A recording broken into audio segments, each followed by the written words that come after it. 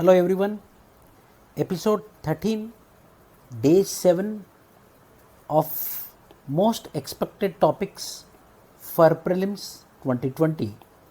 So today I am going to discuss about the topic 61 to 65, starting with Assam Accord. The Union Home Minister will set up a high-level committee to look into the implementation of Clause 6 of the Assam Accord. So this Assam Accord issue again resurfaced after Citizenship Amendment Act. So what is this Assam Accord? We will be discussing in the class.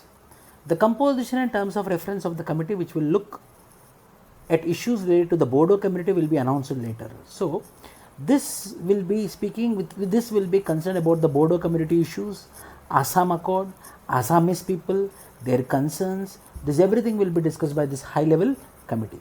So what does this clause 6 states? That clause 6 of the Assam Accord tells that appropriate constitutional, legislative and administrative safeguards shall be provided to protect, preserve and promote the cultural, social, linguistic identity and heritage of the Assamese people. This is what the clause 6. So whatever the requirements are there for the sake of protection of the cultural, linguistic, social importance of the Assamese people, that constitutively, legislatively and executively the things will be, the mechanisms will be implemented by the government. That is what the clause 6 of the accord talks about.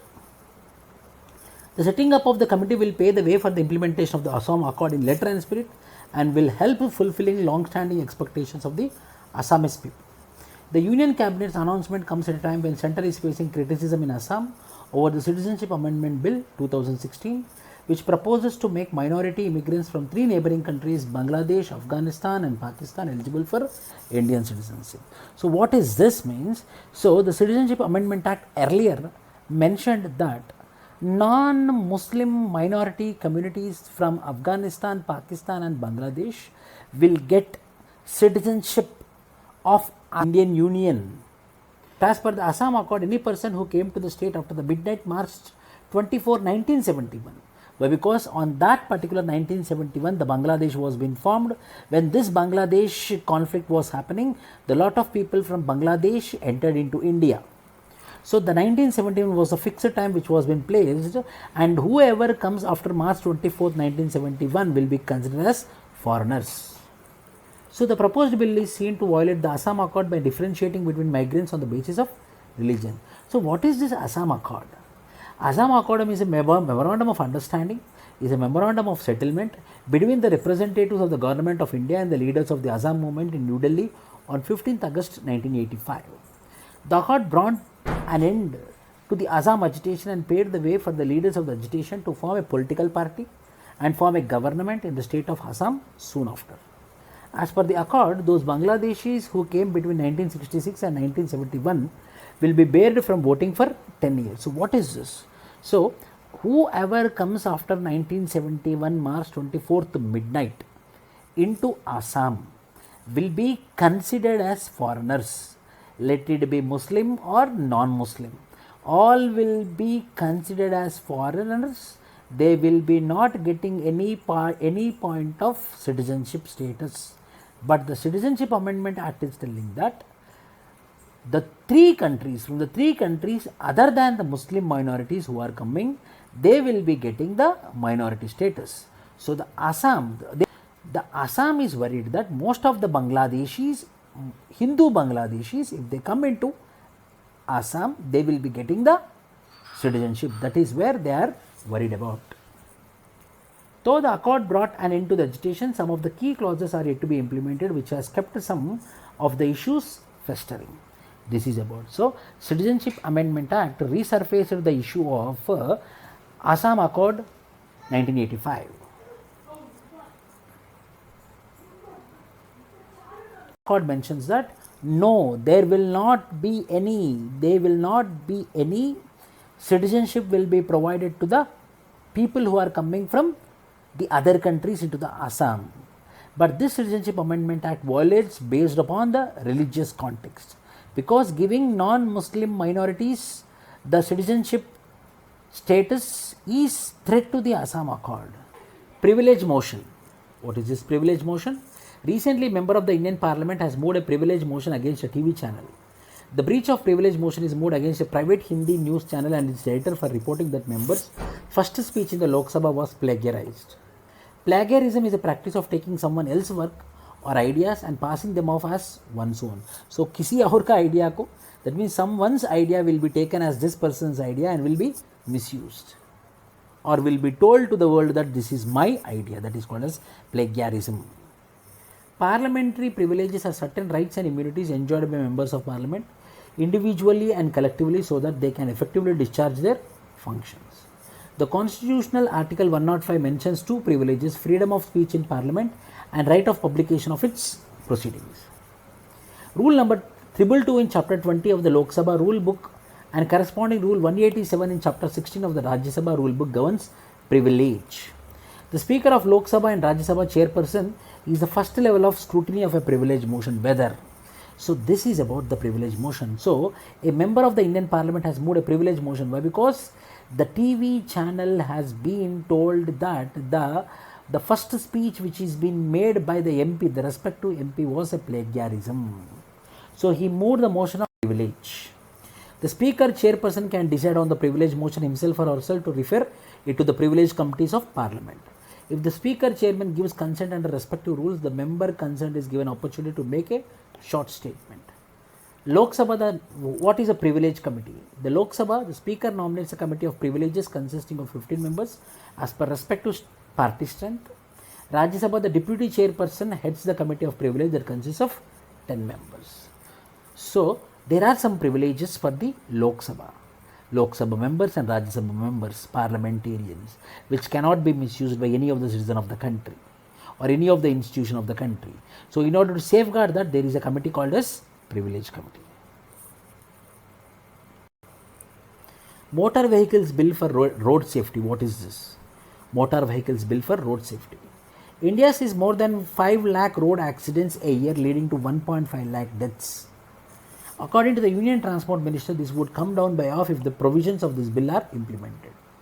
The Motor Vehicles Amendment Bill 2019 is based on the recommendations of group of transport ministers of states constituted by the Minister of Roads, Transport and Highways to address the issue of road safety and to improve the access of the citizens while dealing with transport departments. The amendments in the bill mainly focus on issues relating to improving road safety, citizens facilitation while dealing with the transport department, strengthening rural transport, last mile connectivity and public transport, automation and computerization enabling online services. So mainly with respect to the punishments, fines, online availability of the road and transport department, road and transport issues will be discussed under this particular amendment bill. Minister of Road Transport and Highways took several steps in the past to improve the road safety. For example, National Road Safety Policy outlines various policy measures such as promoting awareness, establishing road safety information database, encouraging safer road infrastructure including application of intelligence transport, enforcement of safety laws, etc. Policy will be made with respect to road safety. Next, Road Safety Council as the apex body to take policy decisions in matters of road safety. Next, a dashboard for road accident data through which people can access related data and other information both state-wise and national averages has been introduced. Comic books like Swachh Safar, Surakshit Yatra have been released with an aim to create awareness among children about road safety. Vahan, an information communication technology based solution for vehicle registration, and Sarathi, prelims point of view, for licensing app to curb malpractice in issue of licenses and vehicle registration.